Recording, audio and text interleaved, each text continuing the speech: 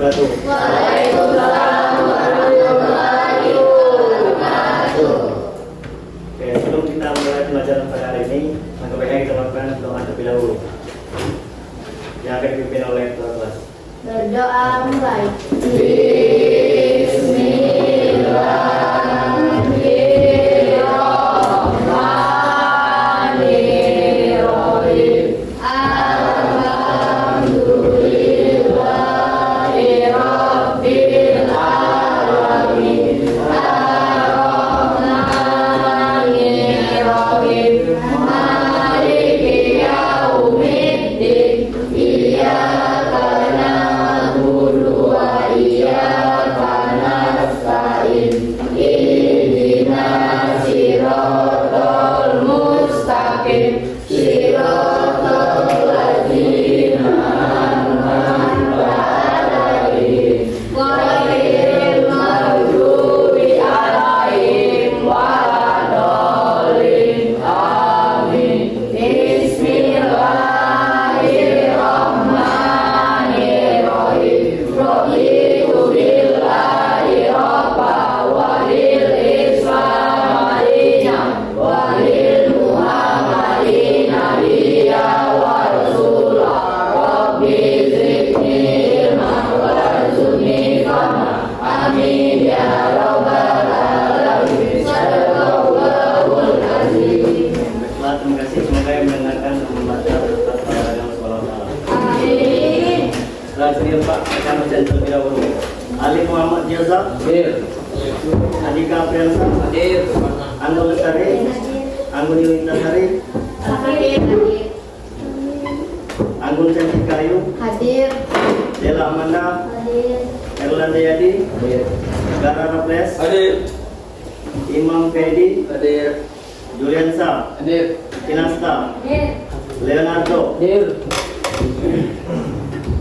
Manda, Hadir. Muhammad Rafa, Mutiara Sapitri, Nanda Priani, Hadir. Nopal Awaludi, Nopal Muja Pertama, Nopialdi, Nur Paika, Hadir. Odi Ferdiansa,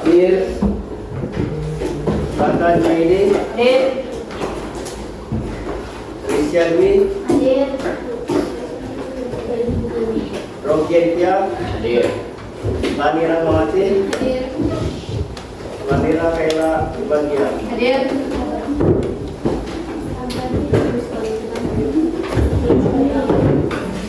Oke, sebelum kita mulai pelajaran pada hari ini, kita menyanyikan lagu Garuda Pancasila terlebih dahulu. Ya, silakan. Garuda Pancasila, akulah pendukungmu. Pada proklamasi, saya berkorban untukmu. Pancasila dasar negara, rakyat adil makmur sentosa. Lima bangsaku, ayo maju, maju, ayo maju, maju, ayo maju, maju. Sebelum kita melanjutkan materi pada hari ini, Bapak akan mengulas materi yang sebelumnya. Bapak masih ingat kapan terjadinya peristiwa pengeboman pertama dan kedua? Siapa yang bisa menjelaskan? Oke, silakan Di. Pada tanggal 8 Agustus 1945, bom atom dijatuhkan di Hiroshima dan menewaskan sedikitnya 78.000 orang. Dan pada bom kedua pada tanggal 4 Agustus 1945, Uni Soviet mengumumkan perang terhadap Jepang, dan hari berikutnya bom atom kedua dijatuhkan di Nagasaki. Oke, beri tepuk tangan kepada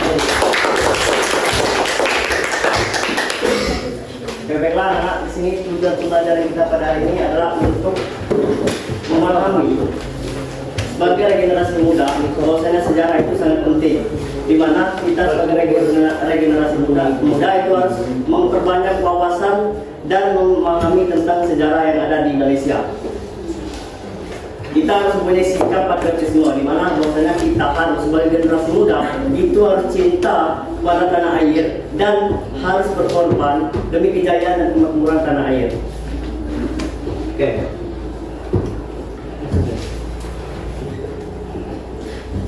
Oke, di sini kita akan membahas tentang insiden bendera tanggal 19 September 1945. Oke, peristiwa ini terjadi di Surabaya, tepatnya di Hotel Yamato, di mana kejadian ini disebabkan oleh orang-orang Belanda bekas tawanan Jepang yang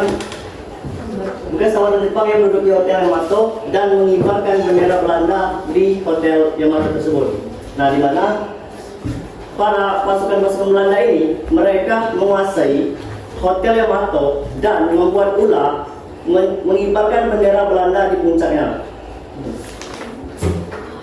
Nah, ketika itu terjadi menyebabkan kemarahan para pemuda di sana, di mana para pemuda di sana harus menyerbu Hotel Yamato tersebut, dan mereka berhasil menguasai Hotel Yamato tersebut. Nah, para pemuda tersebut itu ada yang beberapa menurunkan bendera merah putih biru atau bisa kita sebut dengan bendera Belanda dan merobek warna biru tersebut dan kembali mengibarkan bendera merah putih sebagai bendera Indonesia di Hotel Yamato.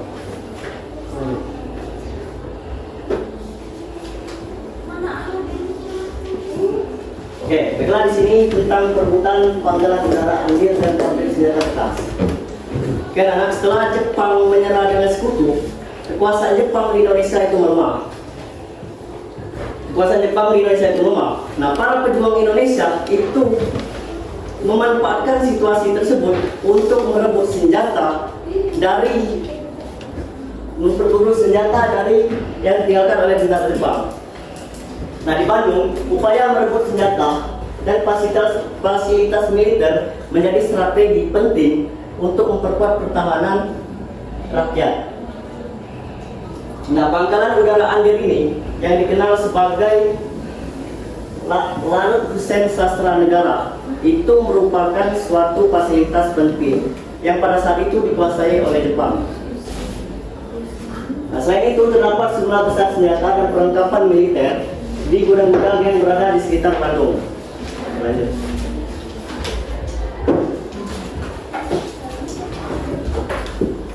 Nah, peristiwa perebutan pangkalan udara Anggir ini terjadi pada tahun 1945, pada saat masa awal kemerdekaan Indonesia. Peristiwa ini merupakan bagian dari upaya para pejuang untuk mempertahankan kedaulatan Indonesia dari ancaman penjajah, terutama Belanda yang berusaha kembali untuk merebut kekuasaan di Indonesia melalui sekutu. Ini sambung. Oke, baiklah, kita balik lagi materi pertempuran 5 hari di Semarang. Nah, di Semarang ini terjadi pertempuran hebat antara pihak Indonesia melawan Jepang. Peristiwa ini bermula pada tanggal 15 sampai 20 Oktober 1945. Nah, pemicu terjadinya peristiwa 5 hari di Semarang ini disebabkan oleh kematian Dr. Karyadi pada saat itu. Nah, pada tanggal 14 itu terdengar bahwa Jepang itu meracuni sumber daya air yang ada di Semarang. Nah, untuk memeriksa kebenaran tersebut, Dr. Karyadi ini adalah seorang ketua di rumah sakit Semarang tersebut. Nah, dia ingin memastikan bahwasanya apakah memang benar itu ada racun atau tidak.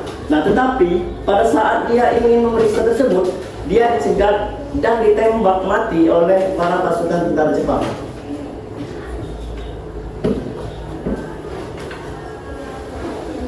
Nah, pertempuran itu baru dimulai pada tanggal 15 Oktober 1945.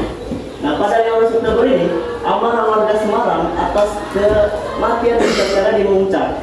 Pemuda-pemuda Semarang bersama Tentara Keamanan Rakyat atau TKR bersiap untuk melawan pasukan Jepang yang saat itu masih ada di Semarang.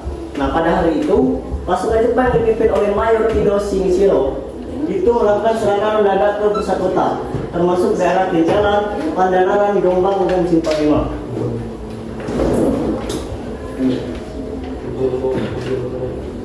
Nah, pada 20 Oktober 1945 itu diadakan perundingan antara pihak Indonesia, Jepang dengan Sekutu. Nah, mereka itu tiga itu berunding.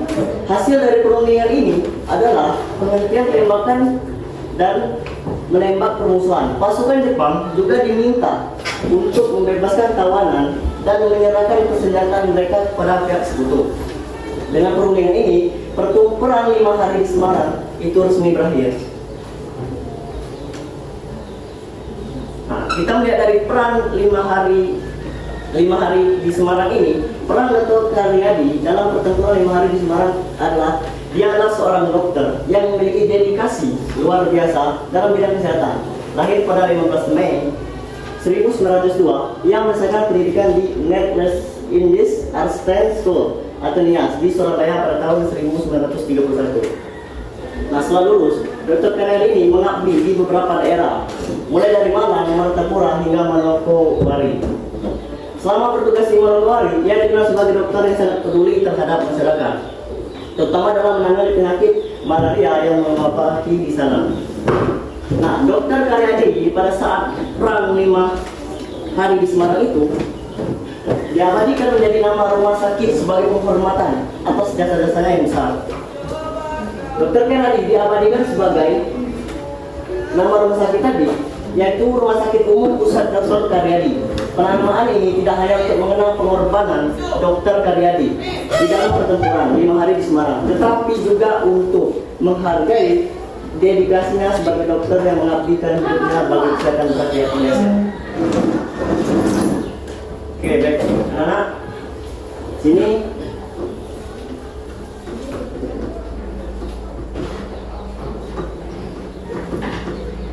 Ada yang ingin ditanyakan terkait materi tadi?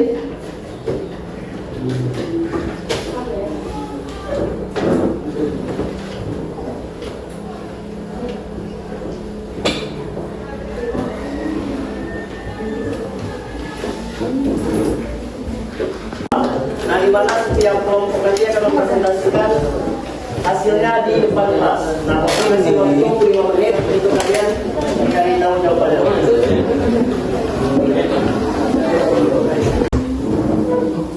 Kamu lima. Kamu itu. Jadi apa deh? Di depan sama.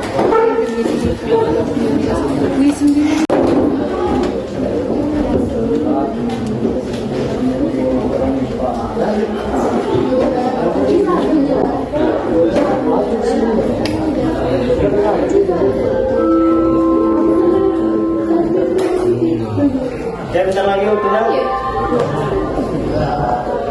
Satu, apa yang menyebabkan terjadinya pertempuran 5 hari di Semarang? Pasukan Jepang dengan bersenjata melakukan serangan mendadak di sumber air minum warga. Seorang dokter bernama Karyadi berniat memeriksa air lalu ditembak entah Jepang. Hal ini menyulut kemarahan pemuda sehingga menyerang.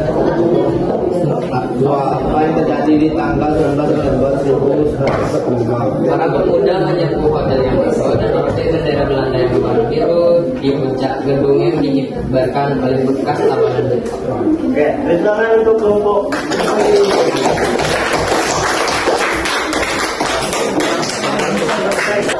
Apa yang terjadi di tanggal 19 September 1945 jelaskan. Kejadian tersebut dipicu oleh orang-orang Belanda bekas tawanan Jepang yang membuat uang dengan menduduki hotel Jamak dan mengibarkan bendera Belanda. Hal tersebut memberatkan para pemuda sehingga hotel tersebut dapat dikuasai oleh mereka. Beberapa yang ditembak menurunkan bendera merah putih biru Belanda, kemudian menolong warna birunya dan mengibarkan kembali bendera tersebut sebagai bendera merah putih Indonesia. Oke, tangan.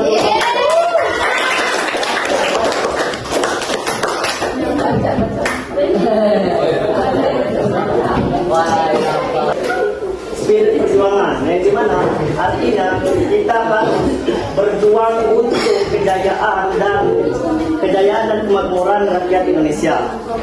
Baiklah, mungkin hanya itu saja yang bisa dapat saya sampaikan. Lebih kurang Bapak mohon maaf. Wassalamualaikum warahmatullahi wabarakatuh.